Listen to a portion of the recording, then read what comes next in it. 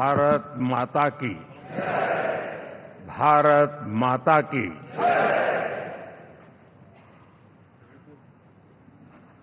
मैं सबसे पहले तो इस सभागृह में उपस्थित एनडीए घटक दलों के सभी नेतागण, नवनिर्वाचित सभी सांसदगण और हमारे राज्यसभा के भी सांसदगण, आप सबका हृदय से बहुत बहुत आभार व्यक्त करता हूं।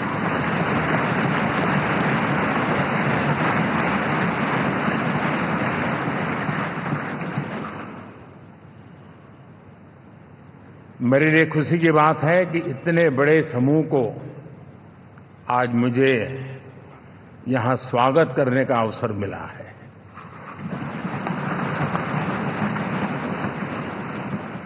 जो साथी विजयी होकर के आए हैं वे सभी अभिनंदन के अधिकारी हैं, लेकिन जिन लाखों कार्यकर्ताओं ने दिन रात परिश्रम किया है, न उन्होंने दिन देखा न रात देखी, और इतनी भयंकर गर्मी में हर दल के कार्यकर्ता ने जो पुरुषार्थ किया है, परिश्रम किया है, मैं आज संविधान सदन के इस सेंट्रल हॉल से सर झुका करके उनको प्रणाम करता हूं।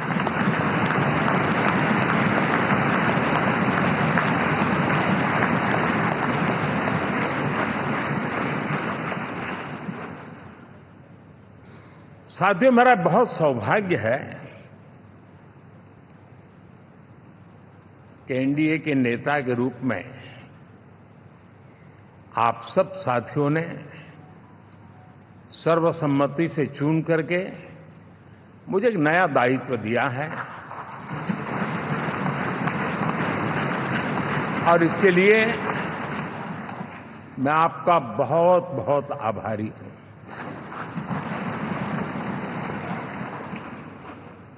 व्यक्तिगत जीवन में एक मैं जवाबदारी का एहसास करता हूं। जब 2019 में इस सदन में मैं बोल रहा था, आप सबने मुझे नेता के रूप में चुना था, और तब मैंने एक बात पर बल दिया था, विश्वास। आज जब आप मुझे फिर से एक बार ये दायित्व देते हैं, इसका मतलब है कि हम दोनों के बीच, हम आपस में विश्वास का सेतु इतना मजबूत है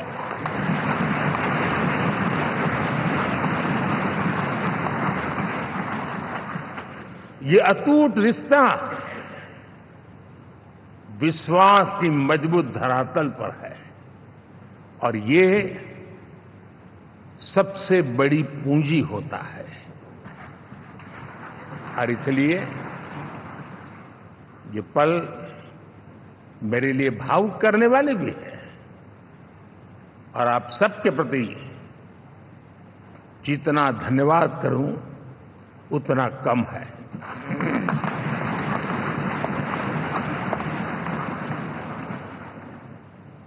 साथियों,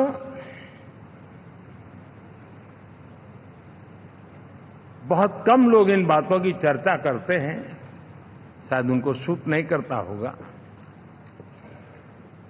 लेकिन हिंदुस्तान के इतने महान लोकतंत्र की ताकत देखिए कि एनडीए आज देश में 22 राज्यों में लोगों ने उनको सरकार बनाकर के सेवा करने का मौका दिया।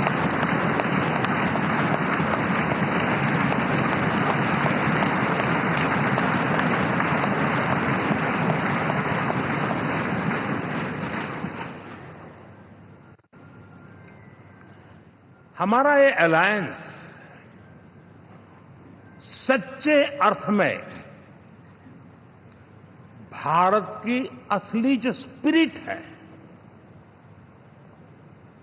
जो भारत का आत्मा है,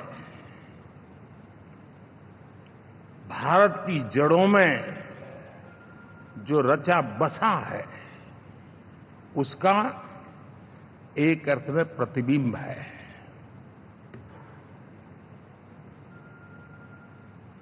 और मैं इसलिए कह रहा हूं कि थोड़ी नजर करें, हमारे देश में 10 ऐसे राज्य जहां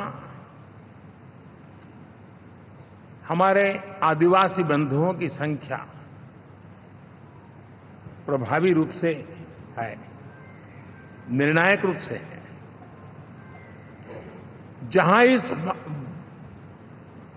आबादी आदिवासियों की ज्यादा है, ऐसे 10 राज्यों में से 7 राज्यों में एनडीए सेवा कर रहा है।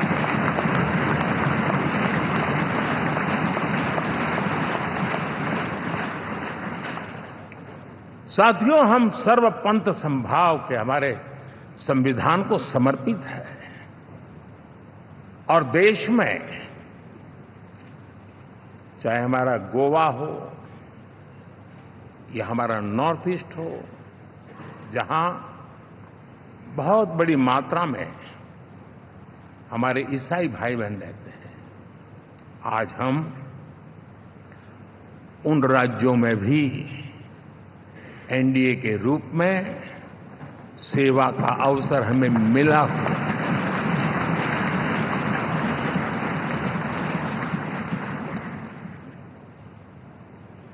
साथियों, प्री पोल अलायंस हिंदुस्तान के राजनीतिक इतिहास में और हिंदुस्तान की राजनीति में गठबंधन के इतिहास में प्री पोल अलायंस इतना सफल कभी भी नहीं हुआ है जितना कि एनडीए हुआ।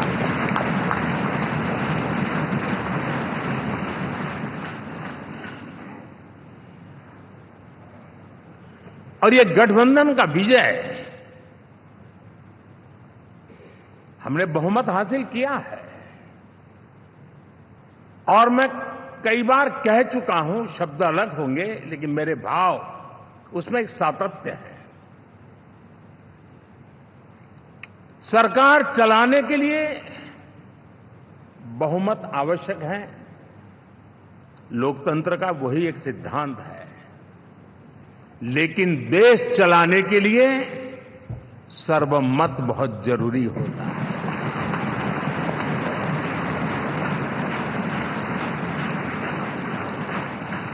और मैं आज देशवासियों को यहां से विश्वास दिलाना चाहता हूं कि आपने जिस प्रकार से हमें बहुमत देकर के सरकार चलाने का सौभाग्य दिया है, ये हम सबका दायित्व है कि हम सर्वमत का निरंतर प्रयास करेंगे और देश को आगे ले जाने के लिए हम कोई कोर कसर नहीं छोड़ेंगे।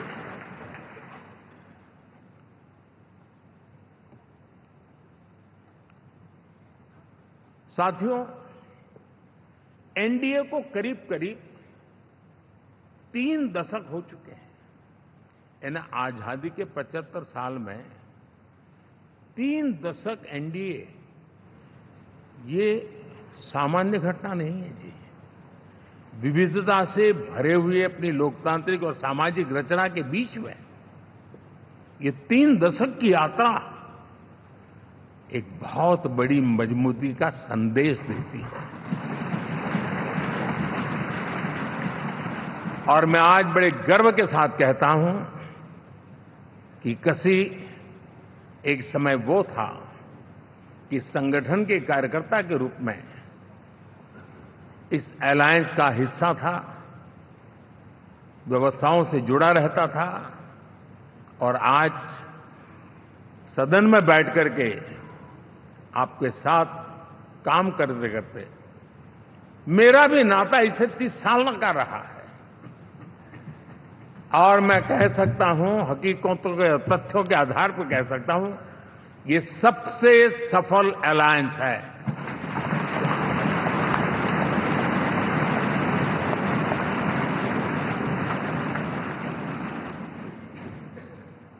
हम गर्व से कह सकते हैं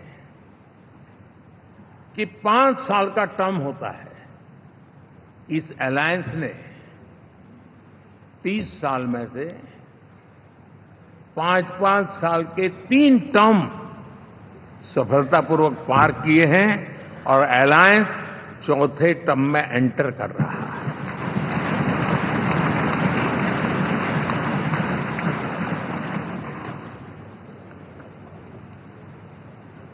साथियों, इस बात को जो राजनीति के विशेषज्ञ हैं, अगर मुक्त मन से, मुक्त मन शब्द बहुत महत्व का है, वे सोचेंगे तो पाएंगे कि एनडीए ये सत्ता प्राप्त करने का या सरकार चलाने का कुछ दलों का जमावड़ा नहीं है। ये राष्ट्र प्रथम की मूल भावना से नेशन फर्स्ट के प्रति कमिटेड वैसा ये समूह है। और 30 साल का लंबा कालखंड शुरू में शायद असेंबल हुआ होगा, लेकिन आज मैं कह सकता हूं कि भारत के राजनीतिक व्यवस्था में एक ऑर्गेनिक अलायंस है।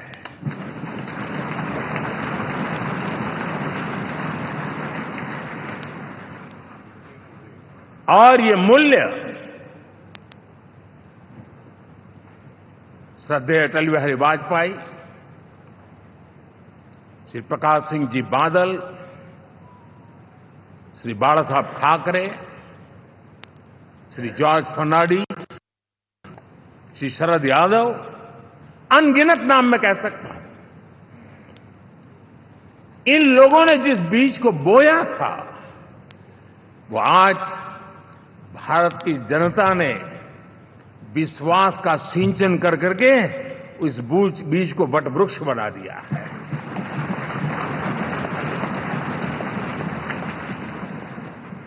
और हम सबके पास ऐसे महान नेताओं की विरासत है और हमें इसका गर्व है।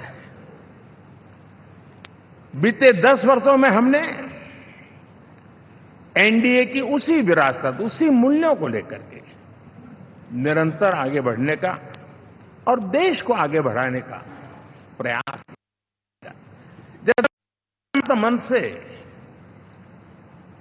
राजनीति के विश्लेषक अगर विश्लेषण करेंगे तो देखेंगे कि एनडीए का जो लोग दिखते हैं ना, उसमें एक कॉमन चीज नजर आती है और वो है गुड गवर्नेंस। इन सबने अपने अपने समय में, अपने अपने कार्यकाल में जब जब जहां सेवा करने का मौका मिला है, गुड इस देश को दिया है। और इस प्रकार से एनडीए एक प्रकार से, एनडीए कहते ही गुड गवर्नेंस ये अपने आप पर्यायवाची बन जाता है। साथियों, हम लोगों के सभी के कार्यकाल में, चाहे मैं गुजरात में रहा हूं या बाबू हमारे आंध्र में रहे हो या नीतीश जी ने के लिए भरपूर सेवा की हो, हम सबके अंदर केंद्र बिंदु में गरीब का कल्याण केंद्रस्थ रहा है।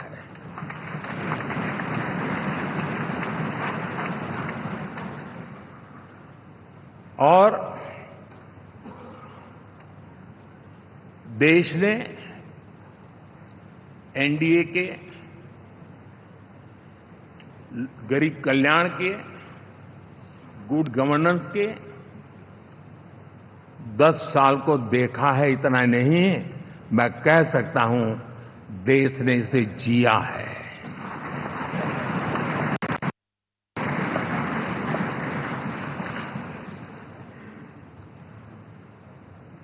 जनता जनार्दन ने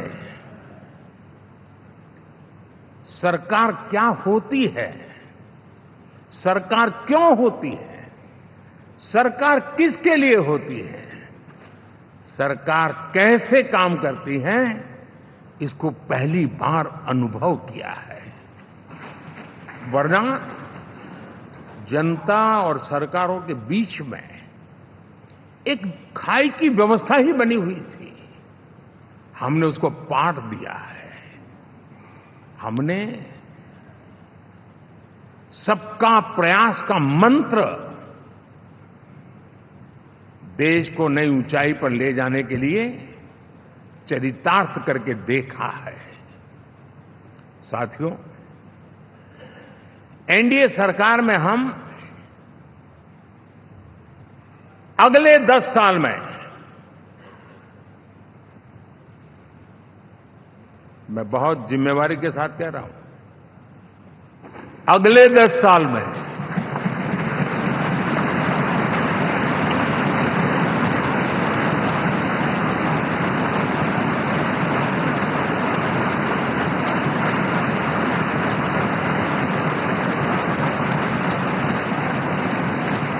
गुड गवर्नेंस,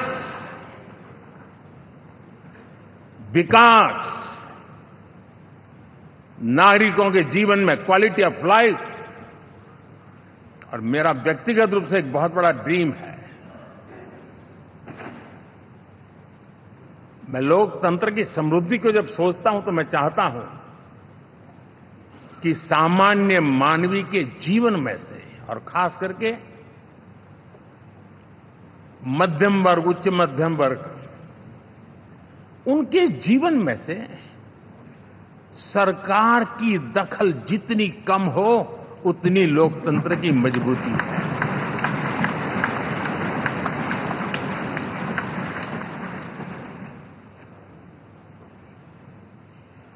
और आज के टेक्नोलॉजी के युग में बहुत आसानी से हम, वरना एक दिन में 10 काम हो तो 10 अलग अलग वो सारी चीजें मांगेंगे। हम बदलाव चाहते हैं। गुड गवर्नेंस का ये भी एक महत्वपूर्ण पहलू है।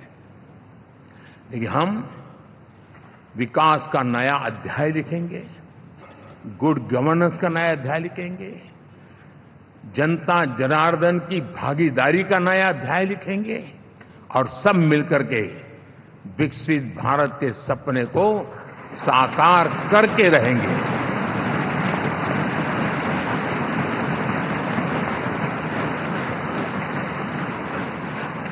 साथियों, एनडीए में, और मैं अगर विस्तार से कहूं तो सदन में किसी भी दल का कोई भी जनप्रतिनिधि होगा, मेरे लिए सब बराबर है।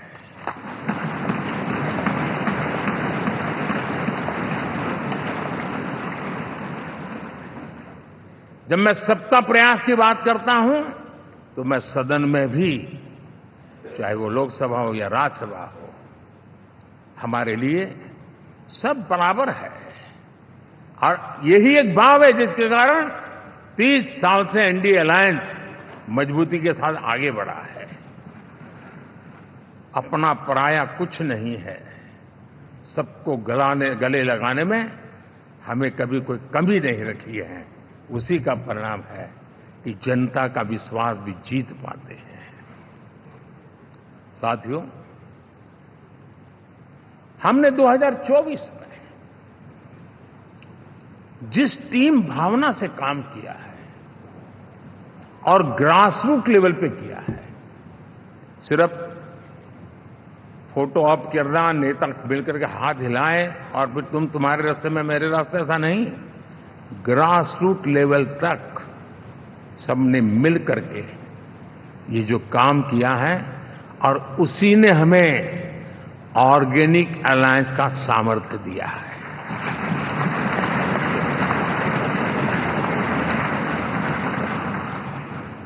एक दूसरे का सहयोग किया है।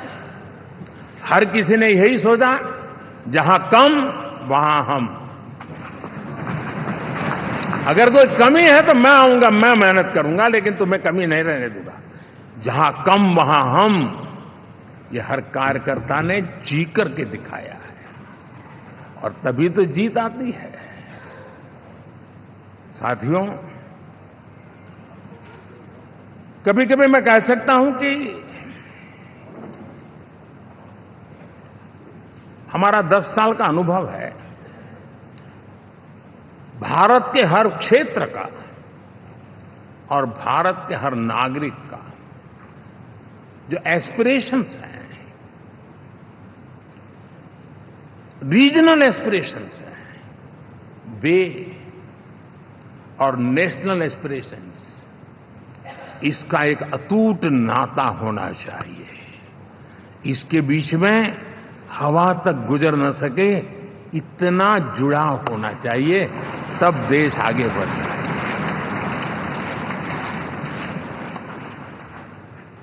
साथियों, इस चुनाव में मैं कुछ उल्लेख जरूर करना चाहूंगा, जो मेरी नजरिए से मैंने देखा है। दक्षिण भारत में एनडीए ने एक नई राजनीति की नींव मजबूत की है।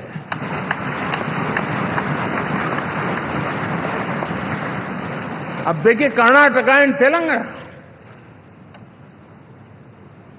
अभी तो इनकी सरकारें बनी थी,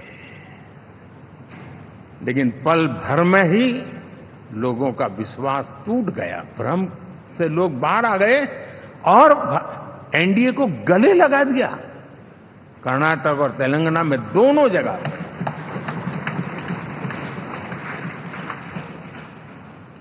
साथियों, तमिलनाडु, मैं तमिलनाडु की टीम को भी बधाई देना चाहूंगा,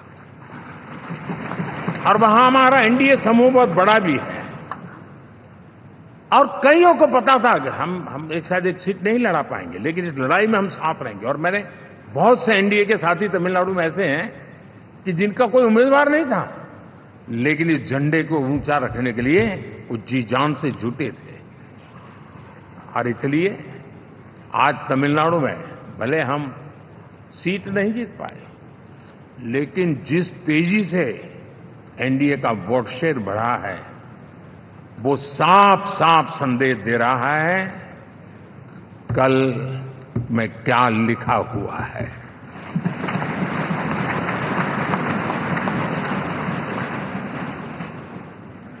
साथियों, पुडुचेरी हो, केरला, हमारे सैकड़ों कार्यकर्ताओं के बलिदान हुए हैं। यूडीएफ हो या एलडीएफ हो, शायद हिंदुस्तान के राजनीतिक जीवन में इतना जुल्म एक विचारधारा को लेकर के जीने वाले लोगों पर हुआ होगा तो सिर्फ मैं कह सकता हूं केरल में हुआ है। जम्मू कश्मीर से भी ज्यादा हुआ है। उसके बावजूद भी सामने कहीं विजय नजर नहीं आता था। उन्होंने परिश्रम की पराकाष्ठा में कभी पीछे नहीं रहे, पीढ़ियां खपा दी। और आज पहली बार संसद में केरल से हमारा प्रतिनिधि बन के आया।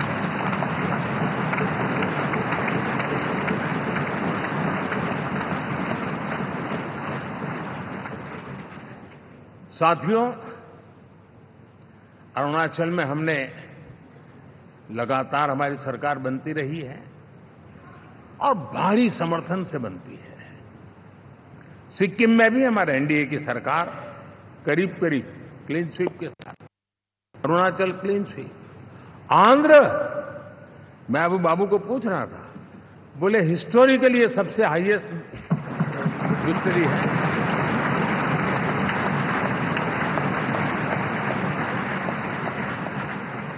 और ये जो यहां दिखता है ना पवन, ये पवन नहीं, ये आंधी है।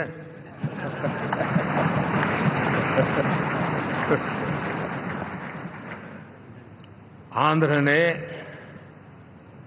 इतना बड़ा हमारे प्रति जनमत दिया है। हिंदुस्तान के लिए एक सामान्य मानवीय की विकास की जो जिजीविषा है उसका प्रतिबिंब है। और महाप्रभु जगन्नाथ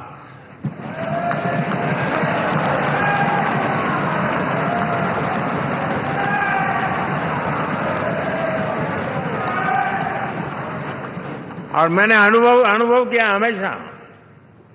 मैं हमेशा मानता हूं ईश्वर के अनेक रूप होते हैं, लेकिन जब मैं भगवान महाप्रभु जगन्नाथ जी को याद करता हूं तो मैं हमेशा मानता हूं ये गरीबों के देवता है।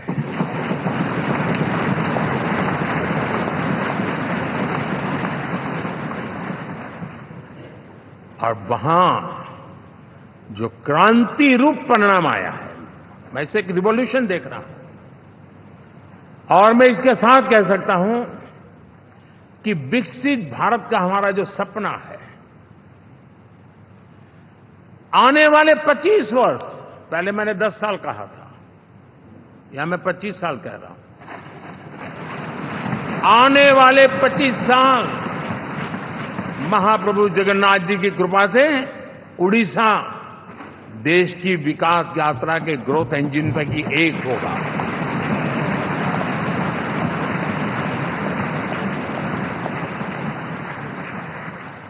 साथियों, हम लोग जब 4 जून के नतीजे चल रहे थे, मैं तो अपने काम में कुछ व्यस्त था, बाद में फोन आना शुरू हो गए। तो मैंने किसी को पूछा, यार ये तो ठीक है आंकड़े वांकड़े, तो मुझे ये बताओ कि ईवीएम जिंदा है कि मर गया?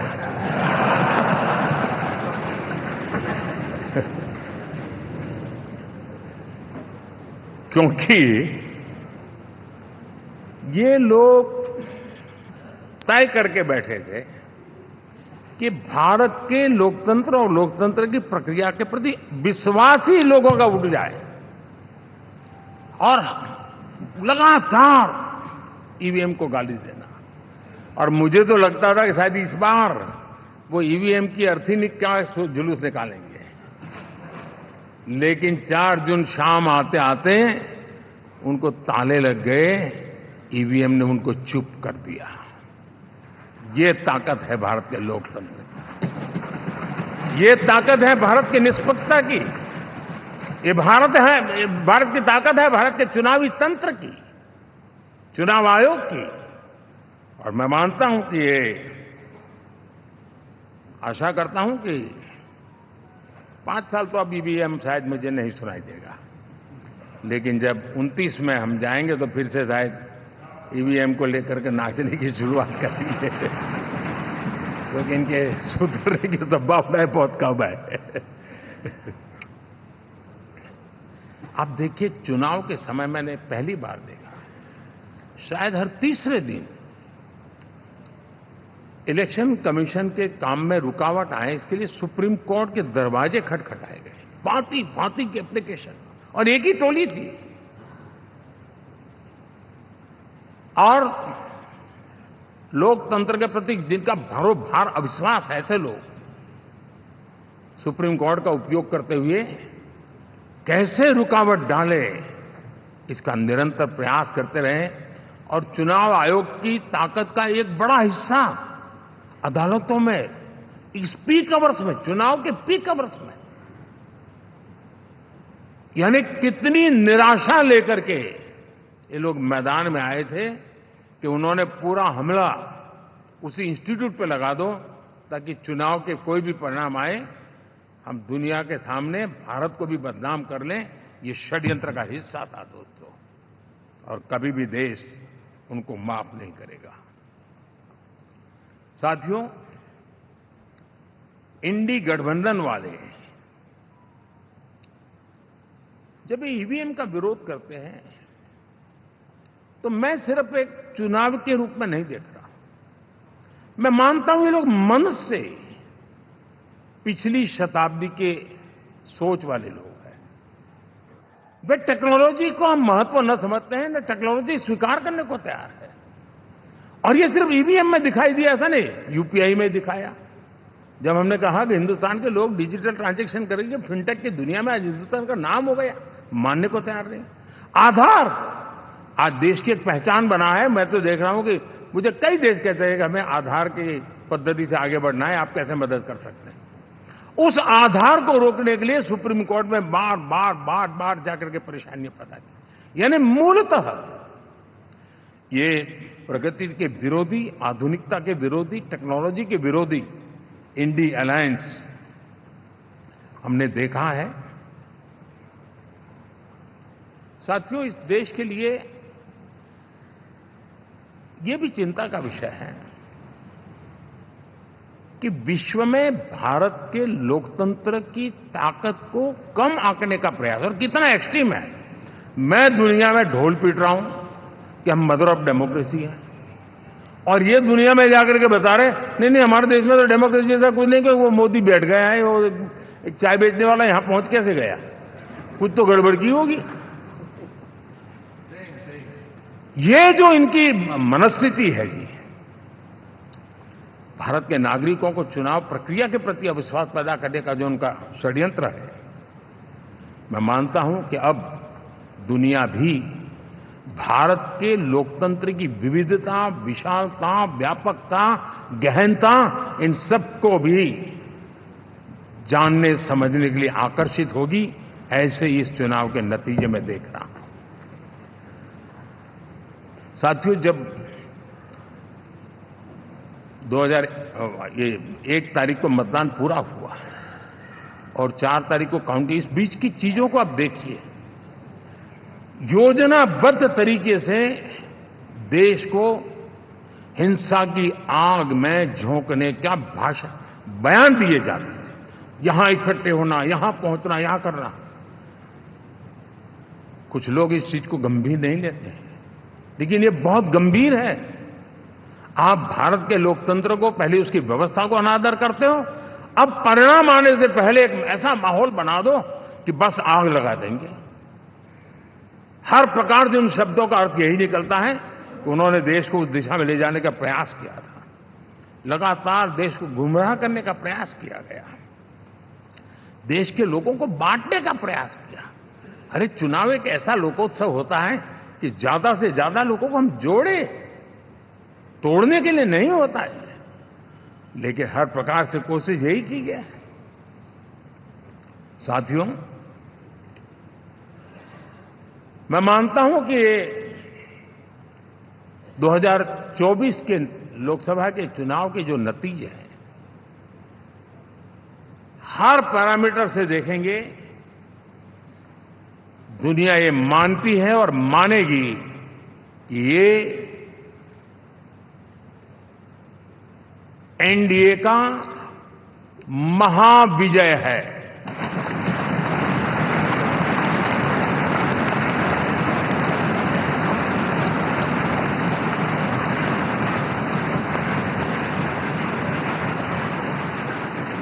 और आपने देखा 2 दिन कैसा चला, जैसे हम तो हार चुके हैं, गए। सब चारों तरफ यही दिखता था, क्योंकि उनको अपने कार्यकर्ताओं का मोरल हाई करने के लिए ऐसे काल्पनिक परेड ये करने पड़ रहे हैं। और साथियों,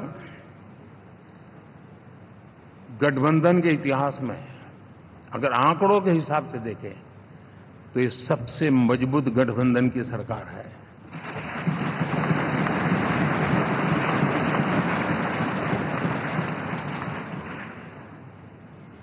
लेकिन कोशिश ये की गई कि इस विजय को स्वीकार न करना, उसको पराजय के छाया में डुबो कर रखना। लेकिन उसकी ऐसी चीजों की बाल मृत्यु हो जाती है, और हो भी गई। लेकिन देशवासी जानते हैं कि न हम हारे थे, न हम हारे हैं।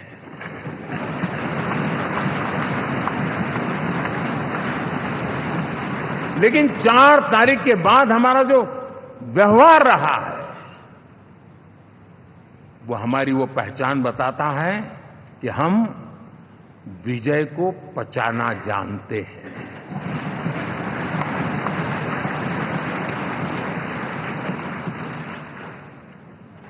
हमारे संस्कार ऐसे हैं कि विजय की गोद में उन्माद पैदा नहीं होता है और न ही पराजित लोगों के प्रति उपहास करने के हमारे संस्कार हैं।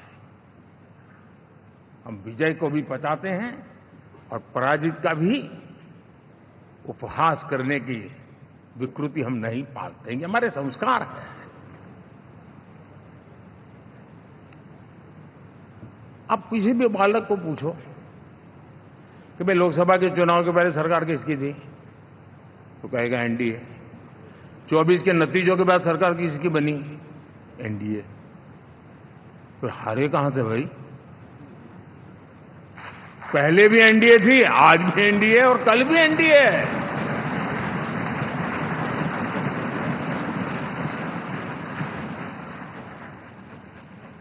आप सोचिए 10 साल बाद भी कांग्रेस 100 के आंकड़े को नहीं छू पाई।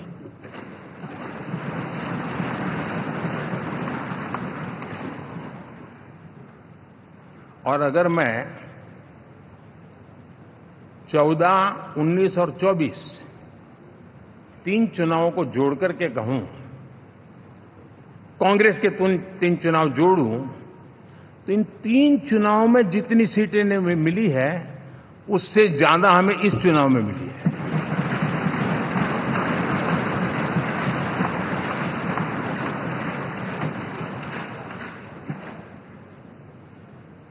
और मैं साफ देख रहा हूं साथियों, एनडीए वालों को अंदाज नहीं है। वे धीरे धीरे पहले तो डूब रहे थे, अब तेज गति से ये गर्त में जाने वाले हैं।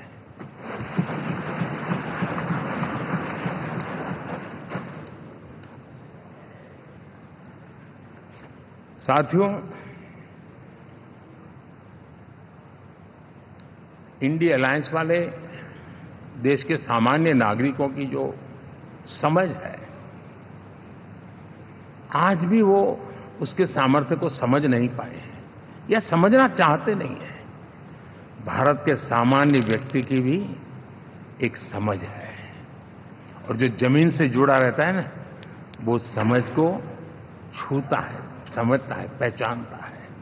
वो वहां नहीं है। साथियों, इन लोगों का जो व्यवहार रहा है 4 तारीख के बाद, मैं आशा करता था कि वे लोकतंत्र का सम्मान करेंगे, लेकिन उनके व्यवहार से लगता है कि शायद उनमें ये संस्कार आए, इसके लिए हमें और इंतजार करना पड़ेगा। और तो मैं ज्यादा कुछ कह नहीं सकता। और ये वो लोग हैं जो खुद की पार्टी के पीएम का अपमान करते हैं, उसके निर्णयों को फाड़ देते थे। खुद की पार्टी को विदेशी मेहमान आ जाए तो उसके लिए चेयर नहीं होती थी। ये सारे दृश्य आपने देखे हैं, ठीक। और मैं समझता हूं कि इन सारी स्थितियों में से हम लोकतंत्र की मजबूती और जनता जनार्दन के प्रति आस्था, इसको हम, साथियों, लोकतंत्र हमें सबका सम्मान करना सिखाती है। विपक्ष में भी जो सांसद जीत करके आए हैं, मैं उनको भी बधाई देता हूं।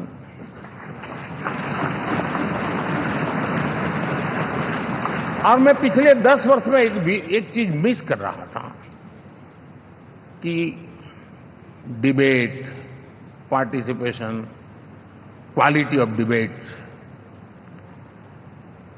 मैं मिस कर रहा हूं। लेकिन मैं आशा करता हूं कि अब इस नया जो सदन बना है वो कमी मुझे खलेगी नहीं, शायद हमारे साथी भी राष्ट्रहित की नीयत के साथ सदन में आएंगे और भले वो विपक्ष में बैठे होंगे, लेकिन राष्ट्र के विपक्ष में नहीं है, हमारे विपक्ष में है।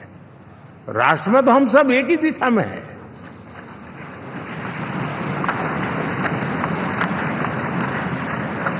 राष्ट्र में हमारा कोई पक्ष विपक्ष नहीं है। राष्ट्र में तो हम 140 करोड़ है और मैं आशा करता हूं कि वो राष्ट्र हित की भावना को लेकर के सदन में आएंगे और सदन को समृद्धि देने में वे कुछ न कुछ योगदान करेंगे। साथियों, 24 का जनादेश एक बात को बार बार मजबूती दे रहा है, बार बार मजबूती दे रहा है कि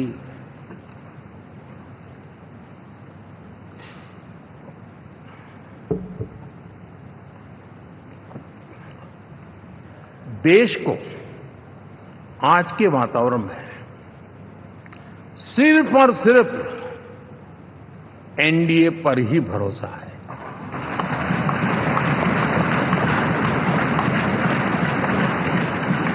और जब इतना अटूट विश्वास है, इतना भरोसा है, तो स्वाभाविक है देश की अपेक्षाएं भी बढ़ेगी और मैं इसे अच्छा मानता हूं और हम सबका कर्तव्य भी मानता हूं। और इन अपेक्षाओं को पूर्ण करने के लिए, और मैंने पहले भी कहा था कि जो 10 वर्ष हमने काम किया है वो तो ट्रेलर है,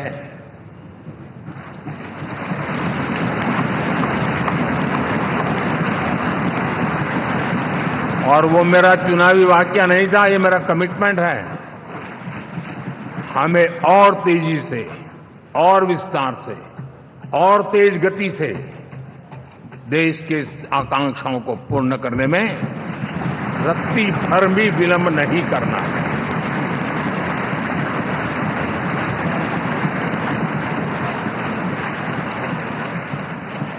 जनता जनार्दन चाहती है हम पहले से ज्यादा डिलीवर करें। जनता चाहती है कि हम खुद ही हमारे पुराने रिकॉर्ड तोड़े। और मैं साथियों एक तरफ एनडीए रखूं, दूसरी तरफ भारत के लोगों के सपने और संकल्पों को रखूं, तो मैं कहूंगा NDA, new India, develop India, aspirational India.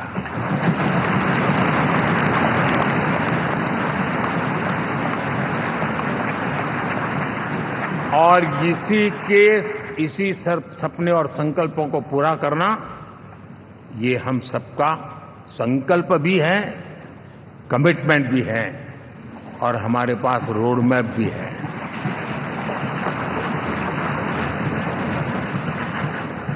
साथियों, एनडीए ने हमेशा करप्शन फ्री, रिफॉर्म ओरिएंटेड, स्थिर सरकार देश को दी है। जब जब हमें अवसर मिला हम लोगों ने काम किया है। उसके सामने कांग्रेस नेतृत्व वाली यूपीए, अब उन्होंने पुरानी अपनी छवि सुधारने के लिए नाम बदल दिया, लेकिन पहचान घोटालों की है। आए दिन घोटाले, यही पहचान रही है। और नाम बदलने के बावजूद भी देश उनके घोटालों को नहीं भुला है, उनको नकारा है।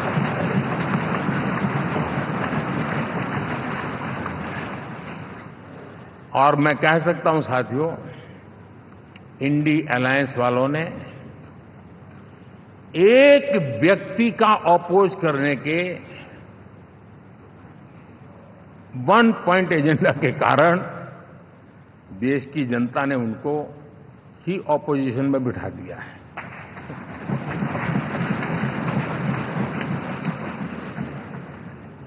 एनडीए विकसित भारत, इस संकल्प को लेकर के चुनाव में गया था। देश के लिए सकारात्मक सोच को लेकर के गया था।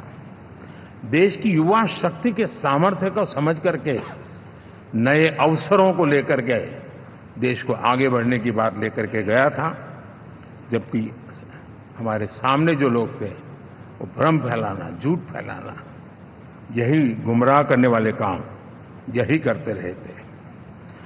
अब एनडीए और उनका देखें, इवन नामांकन में जाएंगे तो भी आपको देखेगा उनका चुनाव प्रचार, उनका नामांकन, हम लोगों का एक एक दृश्य देख लीजिए और उनका एक एक दृश्य देखिए, कितना बड़ा अंतर है। हर चीज में उनका कैरेक्टर दिखाई देता है। और क्या रहा, फोटो ऑप के लिए तो उन्होंने अलायंस घोषित कर दिया है, लेकिन कितने ही राज्यों में वो आपस में लड़ते रहे हैं, चुनावी जंग में एक दूसरे की पीठ में छुरा भोंकते रहे हैं। कभी उन्होंने कहा कि ये तो हमारा वैचारिक अलायंस है, वो विचार लेवल पर ठीक है, बाकी नीचे तो हमारा अपना हम तैयार करेंगे। और अब फिर उन्होंने कहा कि भाई हम तो सीट के आधार पर अलायंस करेंगे, टोटल न भी करें, ये भी खेल खेला। और अभी अभी तो चुनाव पूरा शुरू कर दिया कि ये तो हमारा अलायंस लोकसभा के चुनाव के लिए ही था, बाद में नहीं है, ये भी शुरू कर दिया। यानी मैंने बहुत पहले कहा था कि आप देख लेना 4 जून के बाद बिखराव शुरू हो जाएगा, और वो शुरू हो चुका है। इसका मतलब ये हुआ कि वो सिर्फ और सिर्फ सत्ता सुख के लिए एक दूसरे का साथ देने की कोशिश करते थे, लेकिन उनमें उनका अगर स्वार्थ निश्चित होता तो साथ देना, वरना नहीं देना, ये कैरेक्टर था। साथियों, ये लोग कितने ही बड़े झूठे बोलते रहे हैं। और आप देखिए, चुनाव के समय उन्होंने देश के सामान्य नागरिक को गुमराह करने के लिए जो पर्चियां बांटी कि ये देंगे और वो देंगे और टिकना देंगे, फलाना देंगे, 2 दिन से मैं देख रहा हूं कि कांग्रेस के दफ्तरों पर लोग कतार लगा के खड़े हैं कि पर्ची है, 1 लाख रुपया कहां है, लाओ भाई, मांग रहे हैं लोग। यानी आपने जनता जनार्दन की आंखों में कैसा उनको भ्रमित किया, कैसी आंख में धूल झोंक दी कि वो बेचारा सामान्य नागरिक मान के चलता था, हाँ भाई 4 जून के बाद रुपया मिल जाएगा, इसलिए वो जाके खड़ा रह गया। और अब उसको धक्का मारा जा रहा है, डंडे मारे जा रहे हैं, वहां से निकाला जा रहा है। अब इस प्रकार का चुनाव, ये अपने आप में देश के गरीबों का अपमान है, हमारे देश के सामान्य नागरिकों का अपमान है। और कभी भी देश ऐसी हरकतों को न भूलता है, न ही कभी माफ किए बिना माफ कभी करता है।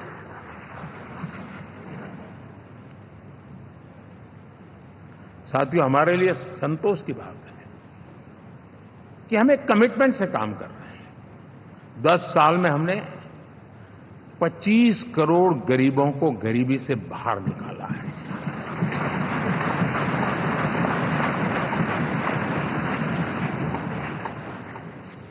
गरीब कल्याण का एक सुरक्षित मजबूत कवच दिया है हमने उसको, और उसके अंदर भी एक नए एस्पिरेशंस पैदा हुए हैं कि हां, अब मुझे गरीब नहीं रहना है, और उसके लिए मुझसे जो हो सके मैं हर अवसर का फायदा उठाऊंगा। 3 करोड़ गरीबों को घर, ये ऐसे कहने का आंकड़ा नहीं है जी, कितनी मेहनत पड़ती है मुझे मालूम है, लेकिन हम सफलतापूर्वक इसको कर पाए हैं। 4 करोड़ लोगों को दे चुके हैं, 3 करोड़ का हम संकल्प लेकर के आज से आगे बढ़ेंगे।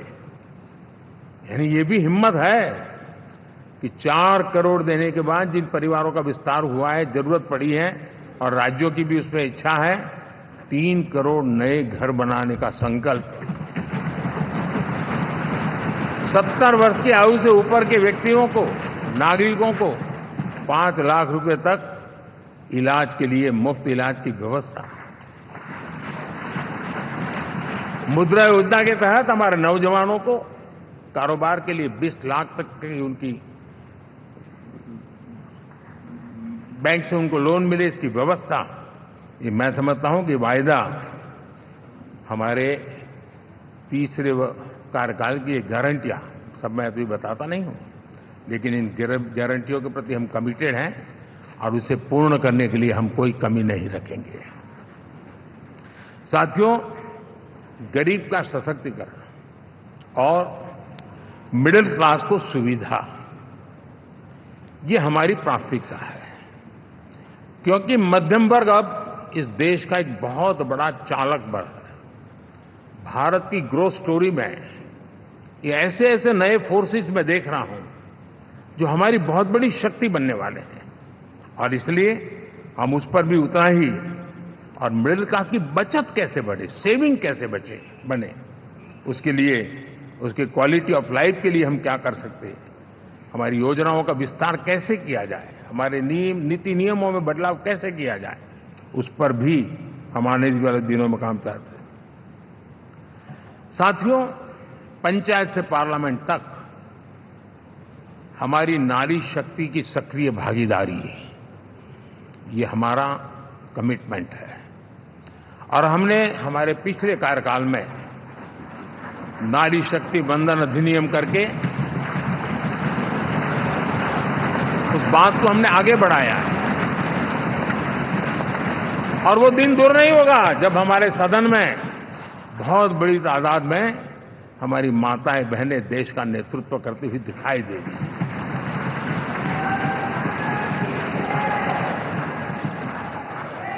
इस पूरे चुनाव में हम सबसे ज्यादा महिला उम्मीदवारों को टिकट देने वाली पार्टी रहे हैं, ये हमारा कमिटमेंट है।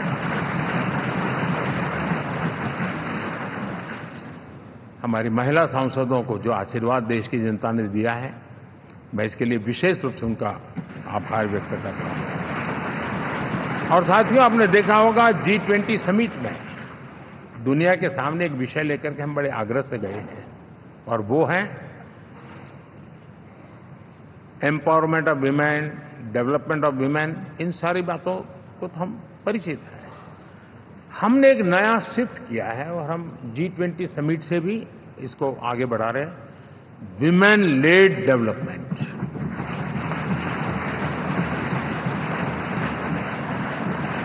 एक बार हमारा इस प्रकार का कमिटमेंट बनता है तो परिवर्तन बिल्कुल साफ नजर आता है। साथियों, एनडीए का ये कार्यकाल बड़े फैसलों का है, तेज विकास का है, और अब हम समय गंवाना नहीं चाहते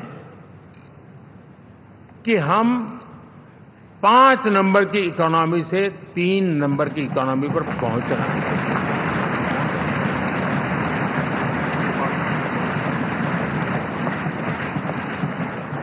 और ये खाली 5 और 3 का आंकड़ा नहीं है, उसके कारण जो अर्थव्यवस्था का कद बन जाता है, वो सामान्य मानवी की आशा आकांक्षाओं को पूरी करने के लिए सरलता बढ़ जाती है। देश के लिए जो जरूरतें हैं वो आराम से पूरी करने का सामर्थ्य बन जाता है, और इसलिए हम उस दिशा में बड़ी कोशिश करके आगे बढ़ना चाहते हैं। राज्यों का सहयोग भी उसमें उतना ही महत्वपूर्ण है, और भारत के संविधान ने हमसे जिस प्रकार का दिशा निर्देश किया है कोऑपरेटिव फेडरलिज्म का, लेकिन मैंने उसमें आग्रह रखा है कॉम्पिटिटिव कोऑपरेटिव फेडरलिज्म। हमारे राज्यों के बीच में भी तंदुरुस्त स्पर्धा हो, राज्य और केंद्र के बीच में भी तंदुरुस्त स्पर्धा हो, हम अच्छा करने की स्पर्धा करें, और उस दिशा में हम आगे बढ़ना चाहते हैं। और हमने देखा है कि जब मैं कॉम्पिटिटिव कोऑपरेटिव फेडरलिज्म की बात करता हूं, आपने देखा G20 समिट हम एक जगह पे कर सकते थे, हम भी मालाएं पहन करके फोटो निकलवा सकते थे, लेकिन हिंदुस्तान के अनेक शहरों में 200 से ज्यादा मीटिंगें हुई, और दुनिया भर के नीति निर्धारक जो कहे G20 देशों के और बाकी भी 5-7 देशों के, वो हिंदुस्तान के कोने कोने में गए, उनके देशों में जाकर के भारत की विविधता, भारत की विशालता, इसकी चर्चा कर रहे हैं। उनके लिए आश्चर्य है, हमने तो दिल्ली आकर के वापिस जाते थे, पता ही नहीं था कि देश इतना बड़ा है। तो ये अपनी एक ताकत का परिचय हुआ है। हमने कोविड में देखा, राज्यों के साथ कोऑपरेशन के साथ हमने जिस प्रकार से लड़ाई लड़ी, और एक सूत्र में रह करके लड़े, दल किसी का भी हो सरकार में, लेकिन हमने इस काम को किया क्योंकि हमारा कोऑपरेटिव फेडरलिज्म के प्रति कमिटमेंट है। एस्पिरेशनल डिस्ट्रिक्ट एक ऐसा मॉडल है गवर्नेंस का जिसमें राज्य भी उतना ही सक्रियता से हमारे साथ जुड़े हुए हैं। और दुनिया के लिए जो डेवलपिंग कंट्रीज हैं, उनके लिए गवर्नेंस का एक ऐसा मॉडल प्रस्तुत हो रहा है जिसका अब तो केस स्टडी के रूप में दुनिया के अनेक यूनिवर्सिटी केस स्टडी करना शुरू की है। अब उसको हम आगे बढ़ाते हुए एस्पिरेशनल ब्लॉक की तरफ ले जा रहे हैं, ताकि हमारे ग्रास रूट लेवल पे भी जो वीक एरियाज हैं, जहां सुविधाएं अभी सामान्य एवरेज से भी नीचे हैं, उसको हम जल्दी से जल्दी उस स्टेट की एवरेज तक लाना चाहते हैं। देश का रीजन कोई भी क्षेत्र हो, सर्वांगीण विकास को लेकर के हम चले हैं।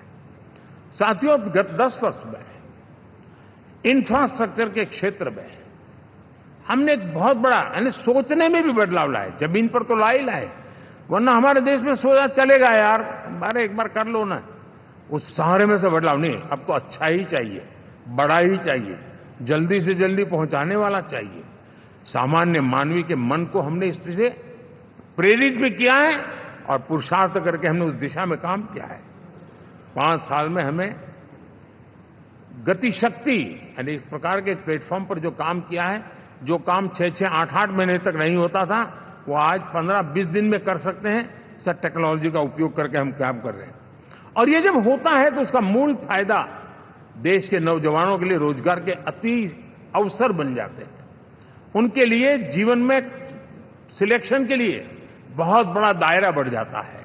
और वो हमें, साथियों, आज भारत दुनिया में विश्व के लिए एक नया मैन्युफैक्चरिंग हब के रूप में उभर रहा है।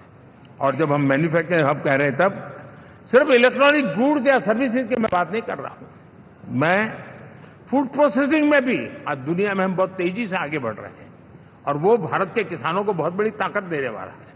उसी प्रकार से स्पेस हो, आर्टिफिशियल इंटेलिजेंस हो, स्टार्टअप्स की बात हो, स्किल जॉब अपॉर्चुनिटीज की बात हो, आज भारत बहुत तेजी से आगे बढ़ेगा, बढ़ रहा है, ये मेरा विश्वास है।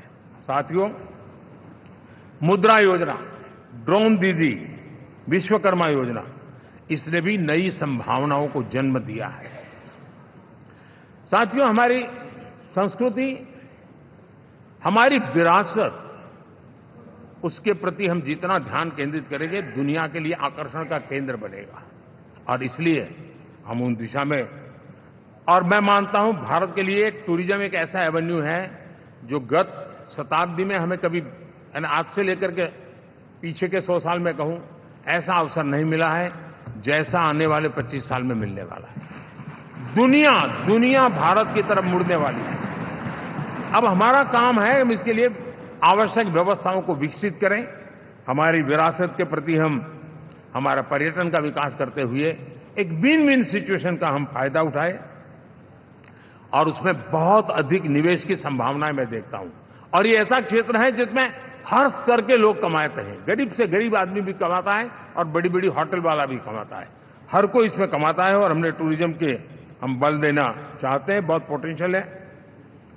आज जो इंफ्रास्ट्रक्चर के क्षेत्र खुले हैं, इसका फायदा इसको मिलता है। एयरवे हो, रेलवे हो, हमारे एक्सप्रेस वे हो, ये हमारा यातायात जितना बेहतर हो, और हमारा डिजिटल कनेक्टिविटी का जो काम है, ये इसके लिए एक बहुत बड़ा पॉजिटिव ग्राउंड तैयार कर रहा है, और जिसका फायदा मिलने वाला है।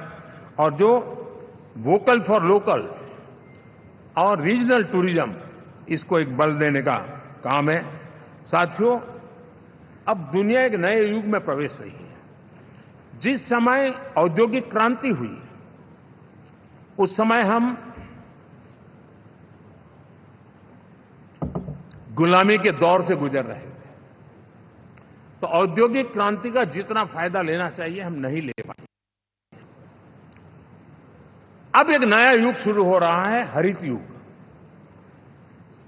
Green era. भारत के पास बहुत संभावनाएं हैं इसका नेतृत्व करने की, और हम इसके लिए आने वाले दिनों में ग्रीन हाइड्रोजन की बात हो, ग्रीन एनर्जी हो, या ग्रीन जॉब्स हो, या ग्रीन मोबिलिटी हो, इन सारे विषयों को हम इतनी तेजी से आगे बढ़ाना चाहते हैं ताकि इस हरित युग का नेतृत्व दुनिया में भारत का सामर्थ्य सिद्ध कर दें, ये हम चाहते हैं। साथियों, इसी सिलसिले में इस 5 जून को जब पर्यावरण दिवस था, 4 जून को नतीजे आ गए थे। तो उसी दिन मेरे मन में एक विचार आया कि कार्यक्रम 5 जून को हमने आरंभ किया, एक पेड़ मां के नाम। हर किसी को मां के प्रति श्रद्धा होती है,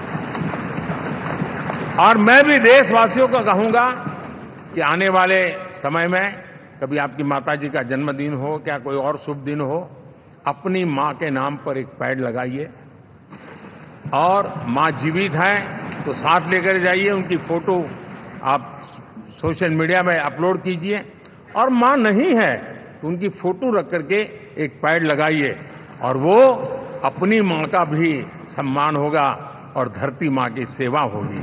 हम इन 2 माताओं की सेवा करें। साथियों, एनडीए, अब भारत आइसोलेशन में नहीं जी सकता। वैश्विक परिवेश में भारत की भूमिका दिनों दिन बहुत बढ़ती चली जा रही है। 2014 में जब एनडीए की सरकार बनी, पूरे विश्व में उसी एक पल से ही एक नया जिज्ञासा पैदा हुई, थोड़ी आशा के संकेत उनको नजर आने लगे, और फिर उस बदलाव बहुत बड़ा तेजी से आया। और पिछले 10 वर्ष में भारत ने जिन कामों को बढ़ लिया है, आज भारत की छवि विश्व बंधु की बन चुकी है। दोस्तों, विश्व हमें एक बंधु के रूप में स्वीकार कर रहा है, और जब दुनिया हमें विश्व बंधु के रूप में स्वीकारती है तो हमारी वैश्विक जिम्मेवारियों को भी हमने हमारे आने वाले रोड मैप में महत्व देना ही होगा। और भारत की सफल विदेश नीति ने अच्छे परिणाम भी दिए हैं। हमने हर संकट को उस प्रकार से हैंडल किया जिस प्रकार से मानवीय मूल्यों को हमने प्राथमिकता दी।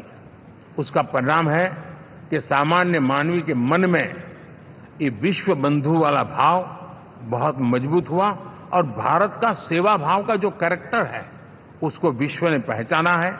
चाहे यूक्रेन का संकट हो, चाहे अफगानिस्तान का संकट हो, हर हमारे लोगों को बचाना हो, हमने किसी भी में हमने कोई कमी नहीं रखी है। और साथियों, ये क्षमता के कारण भारत में निवेश की संभावनाएं बहुत बढ़ने वाली है। मैं राज्यों से भी कहूंगा कि आप प्रगतिशील नीतियां बनाकर रेडी रहिए। विश्व आज आपके आंगन पे दरवाजे पर दस्तक दे रहा है, और जो राज्य ज्यादा स्पष्ट नीतियों के साथ आएगा, जो राज्य उन कंपनियां विदेशी आने वाले लोगों को ठीक से हैंडल करेगा, उसको बेनिफिट मिलने ही वाला है। और भारत ने जो नीतियां बनाई है, भारत ने जो वातावरण बनाया है, उसका लाभ भारत के हर राज्य को मिलना चाहिए, और उस दिशा में हम तेजी से काम करना चाहते हैं। साथियों, हमने G20 समिट में देखा है, दुनिया का भारत के प्रति नजरिया बदला है। जो लोग इन चीजों को माइन्यूटली देखते होंगे उनको पता होगा कि G20 एक प्रकार से कई संकटों से गुजर रहा था। उतार चढ़ाव आते रहते थे, बिखराव भी नजर आ रहा था, लेकिन भारत में G20 आने के बाद नए प्राण से भर गया है, नया सामर्थ्य आ गया है। और ये भारत की ताकत है कि उसने पूरे विश्व को जोड़ने में G20 के माध्यम से बहुत बड़ा काम किया है। और उसके इन दिनों भी जो परिणाम आए, इसके बाद मेरा काफी समय विदेश के सरकारों से फोन अभिनंदन स्वीकार करने में गया, और शायद मैं 14 में 19 में भी ऐसा अनुभव नहीं था जितना इस बार फ्लो है। दुनिया के करीब करीब, अब नाम ले, उसने भारत को शुभेच्छा व्यक्त की है या बात करने की कोशिश की है। यानी ये वैश्विक जो हमारा ताकत है उसका परिचय करवा रहा है, और उसके कारण मैं मानता हूं कि विश्व में हमारा सम्मान और साथ साथ भारत में निवेश, ये दोनों संभावनाएं बढ़ रही है। साथियों, हमारे संविधान का 75वां वर्ष है। हम चाहते हैं कि संविधान हमारी संवैधानिक संस्थाओं का संरक्षण भर इसके मात्र के लिए है, ऐसा नहीं। कोई अदालत में धाराओं का उपयोग करके काम करने के लिए नहीं है। ये एक हमारी भावना है, हमारा स्पिरिट है और हमें इस 75 साल को ऐसे मनाना है ताकि हम संविधान के स्पिरिट को जन जन तक पहुंचाएं। हर जन को संविधान की जो भावना है, कर्तव्य की भावना है, अनेक बात ऐसे इस बात है, उन सब प्रति समर्पण उसका बढ़े, उस दिशा में हम काम करना चाहते हैं। साथियों, छत्रपति शिवाजी महाराज के राज्याभिषेक के 350 वर्ष के उत्सव में देश आज रंगा हुआ है और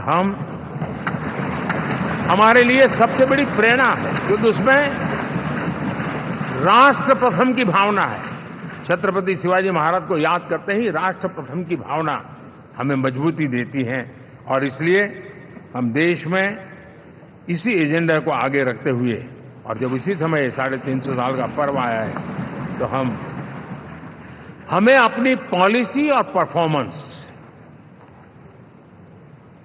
और सामान्य मानवीय का जीवन बेहतर करना है, उसमें जरा भी विलंब नहीं करना है। साथियों, विकास की सारी तैयारियां, रोड मैप लेकर को हम चलेंगे ही, चल रहे हैं,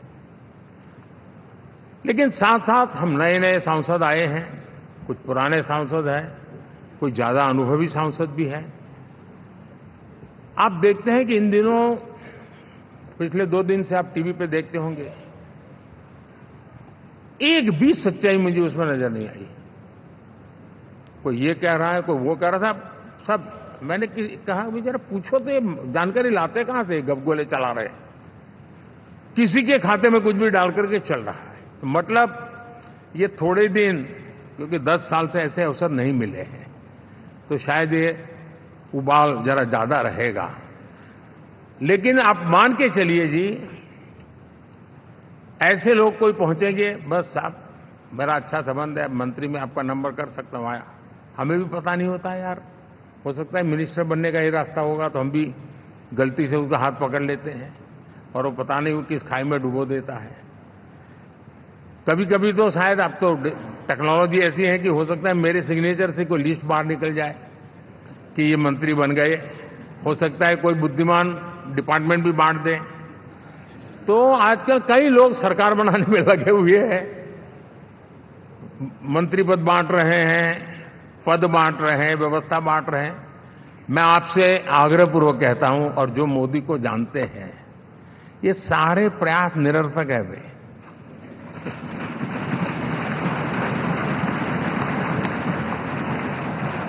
आप भी किसी का फोन आ जाए तो 10 बार वेरीफाई कीजिए कि जिसने फोन किया है वो सचमुच में अथॉरिटी है। अदरवाइज कोई भी क्या, भाई आपका नाम हो गया है, सुबह परिवार को बुला लीजिए, शपथ समारोह में आना है, हो गया। तो ऐसी गपबाजी करने वाली एक बहुत बड़ी फौज रहती है। कुछ लोग आदतन करते रहते हैं, कुछ लोगों को मजाक आती है लेकर, और कुछ लोग बदिरादे से करते हैं। मेरा सभी सांसदों से आग्रह है कि हम इन सारे षड्यंत्रों का शिकार न बने। दूसरा, हमारे जो इंडिया अलायंस वालों ने इस चुनाव में फेक न्यूज में एक्सपर्टाइज कर लिया, डबल पीएचडी कर लिया उन्होंने, वो शायद इसका भरपूर उपयोग करेंगे। हम कृपा करके इन चीजों से दूर रहें, अफवाहों से दूर रहें। ये जो टीम बैठी है वो अनुभवी टीम है, मुझे भी सही सलाह देने वाली टीम है, और इसलिए टीम मिलकर के बहुत सही निर्णय करने वाली है। कृपा करके ब्रेकिंग न्यूज के आधार पर देश चलेगा नहीं, ये मान के चलिए।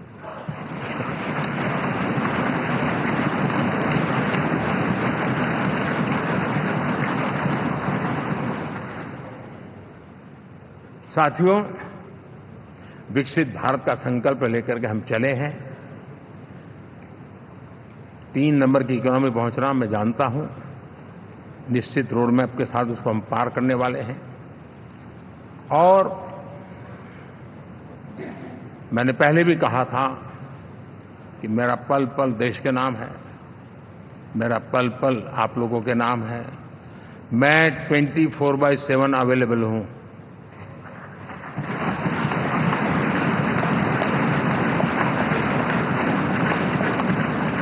हमें मिलकर के देश को आगे बढ़ाना है। फिर से एक बार आप लोगों ने मुझ पर जो विश्वास जताया है, जो प्यार दिखाया है और जो समर्थन दिया है, वाकई मैं मानता हूं भारत के लोकतंत्र की एक बहुत बड़ी ताकत है। मैं जितना आपका आभार व्यक्त करूं उतना कम, और मैं विश्वास दिलाता हूं कि मैं आपकी आशा अपेक्षाओं को पूरी करने में, परिश्रम करने में कोई कमी नहीं रखूंगा।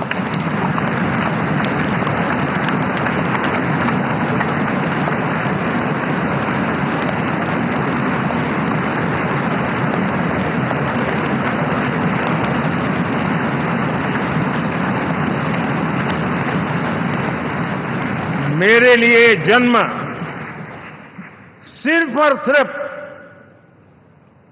वन लाइफ वन मिशन, और वो है मेरी भारत माता।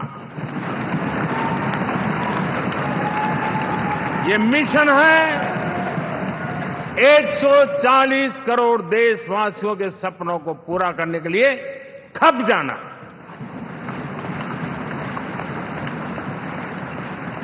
ये मिशन है 140 करोड़ देशवासियों को हजार साल की मुसीबतों से जो गुजरी हुई पीढ़ी दर पीढ़ी है, उसे मुक्ति दिला करके सम्मान के साथ विश्व में मेरा हर देशवासी दुनिया उसे देखे तो उसका मन कर जाए, काश ये हिंदुस्तान का है, अरे नजर मिल जाए तो अच्छा होगा। ये मैं स्थिति पैदा करना चाहता हूं। उसका मन लालायित होना चाहिए, हिंदुस्तानी है, अरे यार जरा हाथ मिला लूं, कुछ एनर्जी मुझे भी आ जाए। मैं देश को इस ऊंचाई पे ले जाना चाहता हूं। और साथियों, मुझे पक्का विश्वास है आपका साथ, आपका सहयोग, आपका अनुभव बहुत बड़े परिणामों की संभावनाएं लेकर के आया है। लोकसभा का ये गठन उन सभी आकांक्षाओं को पूरा करेगा। मैं फिर एक बार आप सबका हृदय से बहुत बहुत धन्यवाद करता हूं।